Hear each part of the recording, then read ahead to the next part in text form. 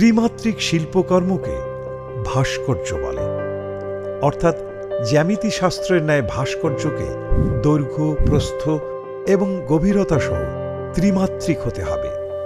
বাংলাদেশ এবং চীনের ন্যায় বিশ্বের সর্বত্র বিভিন্ন ধরনের বহুমুখী আকৃতির ভাস্কর্য দেখতে পাওয়া যায়। রেনেসাঁ এবং আধুনিক কালে এটি ব্যাপকভাবে প্রসারিত হয়েছে। স্বাধীনতা উত্তর বাংলাদেশে যেসব ভাস্কর্য তৈরি হয়েছে তার অধিকাংশই মুক্তিযুদ্ধের ওপর। এছাড়া জাতির পিতা বঙ্গবন্ধু শেখ মুজিবুর রহমানের উপর নির্মিত হয়েছে নানা ভাস্কর্য ও মুরাল চিত্র। পাথর, সিমেন্ট, ব্রোঞ্জ, লোহা, কাঠ, কাঁচ দিয়ে নির্মিত হয় ভাস্কর্য শিল্প।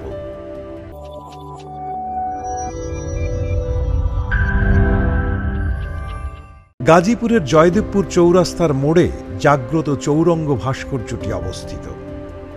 ভাস্কর্য শিল্পী আব্দুর রাজ্জাক এই ভাস্কর্যটি নির্মাণ করেন। স্বাধীনতা যুদ্ধে ৩ নম্বর সেক্টরে ১৬ ইস্ট বেঙ্গল রেজিমেন্টের শহীদ সৈনিকদের স্মরণে নির্মিত এই ভাস্কর্যটি। সিমেন্ট দ্বারা এটি তৈরি।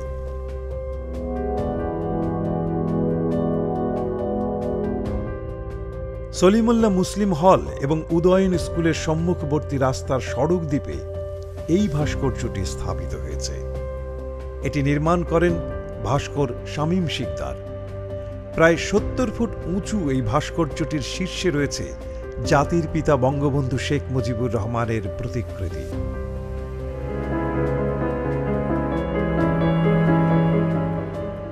ঢাকা বিশ্ববিদ্যালয়ের আন্দোলনের উৎসস্থল মধুর রেস্তোরাঁ। স্বাধীনতা যুদ্ধে এ রেস্তোরাঁর মালিক মধুসূদন শহীদ হন। তাঁর স্মৃতি রক্ষার্থে ১৯৯৫ সালের ১৮ এপ্রিল মধুর ক্যান্টিনের সামনে মধুদার প্রতিকৃতি স্থাপিত হয়েছে। ভাস্কর্য শিল্পী তৌফিক হোসেন খান এটি নির্মাণ করেন।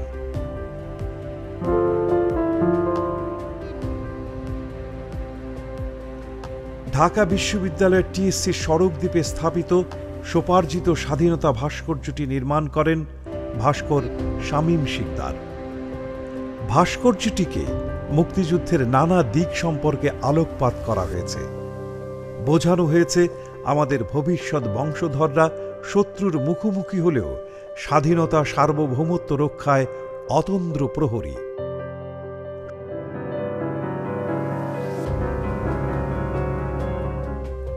অপরাজেয় বাংলা বাংলাদেশের শিক্ষা প্রতিষ্ঠানের স্থাপিত প্রথম ভাস্কর্য। ঢাকা বিশ্ববিদ্যালয়ের কলা ভবনের সামনে স্থাপিত হয়েছে। এটি মুক্তিযুদ্ধের ভাস্কর্য। স্থপতি আব্দুল্লাহ খালিদ এটি নির্মাণ করেন।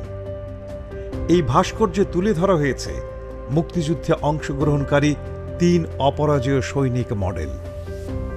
২ মুক্তিযোদ্ধা দেশমাতৃকার স্বাধীনতার জন্য ইস্পাত কঠিন দৃঢ়তা নিয়ে দাঁড়িয়ে আছে। সাথে এক যুবতী ফার্স্ট এইড বক্স হাতে নিয়ে মুক্তিযোদ্ধাদের পাশে অবস্থান করছে। ভাস্কর্যটির উচ্চতা ১৮ ফুট এবং নির্মাণ খরচ হয় ১,৪২,০০০ টাকা।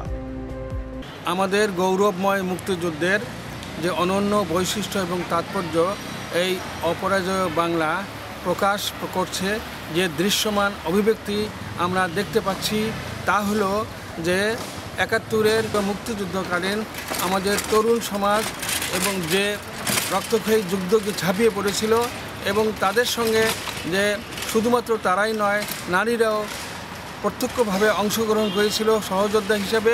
সেই প্রতিনিধিত্ব ফিগার হিসাবে আমরা ২ জন মুক্তি সংগ্রামীকে দেখতে পাই, যাদের একজনের হাতে রাইফেল, অপরজনের কাঁধে রাইফেল এবং তার পাশেই একজন তরুণীর বা নারীর ফার্স্ট বক্স হাতে সহায়ক বা সহযোদ্ধার হিসাবে তাদের পাশে তিনি অবস্থান করছেন।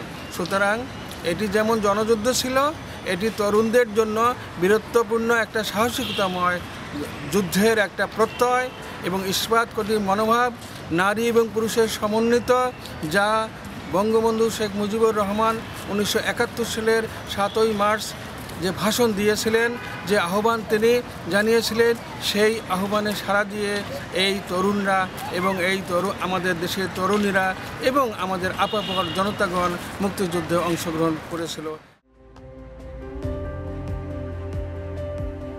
ঢাকার নিউ স্কাটন রোডে স্থাপিত হয়েছে মহান একুশের আত্মত্যাগের উপর নির্মিত ভাস্কর্য জননী ও গর্বিত বর্ণমালা। ভাস্কর্যটির শুভ উদ্বোধন করেন ঢাকা দক্ষিণ সিটি কর্পোরেশনের সাবেক মেয়র মোহাম্মদ সাইদ খোকন। এই ভাস্কর্যে তুলে ধরা হয়েছে একজন মা তার মৃত সন্তানকে দুহাত দিয়ে তুলে ধরেছে। এটি নির্মাণ করেন ভাস্কর্য শিল্পী মৃণাল হক। ঢাকা বিশ্ববিদ্যালয়ের চারুকলা অনুষদের প্রবেশপথে নির্মিত হয়েছে খ্যাতিমান শিল্পী জয়নুল আবেদিনের ভাস্কর্য। ভাস্কর্য শিল্পী লিটন পাল রনি। এই ভাস্কর্যে তুলে ধরা হয়েছে জয়নুল আবেদিনের প্রতিকৃতি। দৃষ্টিনন্দন এই ভাস্কর্যটি সবার নজর কেড়েছে। লিটন পাল রনি নাম করে এক স্কাল্পটরে শিল্পাচার্য জয়নুল আবেদিনের এই প্রতিকৃতিটি তৈরি করেছেন। শিল্পাচার্য জয়নুল আবেদিনের যে পার্সোনালিটি বা ব্যক্তিত্ব, সেই ব্যক্তিত্বটা এই ভাস্কর্যের মাধ্যমে ফুটে উঠেছে। আমি মনে করি এটা খুব ভালো মানের একটি কাজ। মতিঝিল শাপলা চত্বরে নির্মাণ হয়েছে ভাস্কর্য শাপলা ফুল। আমাদের জাতীয় ফুল শাপলা। এই ফুলকে সুন্দরভাবে তুলে ধরা হয়েছে এই ভাস্কর্যে। বাংলাদেশ ব্যাংকের সামনের সড়কে এটি নির্মিত হয়েছে। এই ভাস্কর্যটির সৌন্দর্য বর্ধনে রয়েছে সোনালী ব্যাংক লিমিটেড। মতিঝিলের বাংলাদেশ বিমান অফিসের সামনে বলাকা চত্বরে নির্মিত হয়েছে ভাস্কর্য। এটি বক ভাস্কর্য নামে পরিচিত। 5টি বক রয়েছে এই ভাস্কর্যটিতে। মৌলবাদীরা এই ভাস্কর্যটি আক্রমণ করে ভেঙে দেয়। পরে এটির ভাঙা অংশ সংস্কার করা হয়। এই ভাস্কর্যটি দৃষ্টিনন্দন।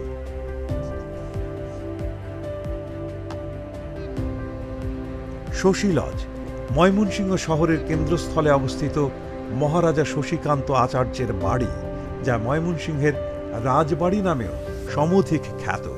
এই শশী লজের সম্মুখ চত্বরে রয়েছে মার্বেল পাথরের ভেনাসের ভাস্কর্য।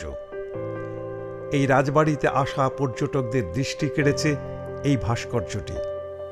গ্রিক দেবী ভেনাসের স্বল্পবসনা স্নানরতা মর্মর ভাস্কর্যটি সাধারণ দর্শনার্থীরা এর সৌন্দর্য উপভোগ করে। এটি ভেঙে ফেলার জন্য মৌলবাদীরা এই ভাস্কর্যের বিরুদ্ধে প্রতিবাদ করে। এছাড়া রাজধানী ঢাকার ধানমন্ডিতে মৃণাল হকের রিকশা ভাস্কর্য, হোটেল ইন্টারকন্টিনেন্টালের সামনে রাজাশক ভাস্কর্য এবং মিন্টু রোডের কোতোয়াল ভাস্কর্য সকলের দৃষ্টি কেড়েছে। বাংলাদেশের স্বাধীনতার আগে, দেশভাগের পরে 52-এর ভাষা আন্দোলন থেকেই মূলত আমি মনে করি যে আধুনিক ভাস্কর্যের কাজ শুরু হয়েছে। ঢাকা শহরের বিভিন্ন জায়গায় ভাস্কর্য রয়েছে। ভাস্কর্য একটা দেশ, একটা সমাজ, একটা সংস্কৃতি, একটা লোকালয়কে পরিচয় করা, একটা সমাজকে পরিচিত করায়।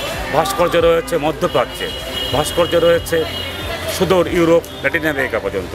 আমরা চাই যে আমাদের ভাস্কর্য শুধুমাত্র স্ট্যাচু না, ভাস্কর্য কিন্তু একটা ওয়াইড অ্যাঙ্গেলে, ওয়াইড পার্সপেক্টিভে প্রোডাকশন যেটা তৈরি হয়, ভাস্কর্য স্থাপনা, সেটাই আরও বেশি করে চর্চা করা উচিত। কারণ আমাদের মধ্যযুগে কিন্তু ভাস্কর্যের অনেক নিদর্শন আমাদের দেশে রয়েছে। ভাস্কর্য সাধারণ মানুষকে সহজভাবে অনুপ্রাণিত করতে পারে, কিন্তু চিত্রকলা সাধারণ মানুষের বোধগম্য নয়, কারণ সেগুলোর অধিকাংশই বিমূর্ত বা আধা বিমূর্ত। ভাস্কর্য হল খুবই বাস্তবসম্মত, ফলে সকল মানুষ উপভোগ করতে পারে, বুঝতে পারে এবং অনুপ্রাণিত হয়। সুতরাং লোকায়িত শিল্প হিসেবে ভাস্কর্যের মূল্য অপরিসীম।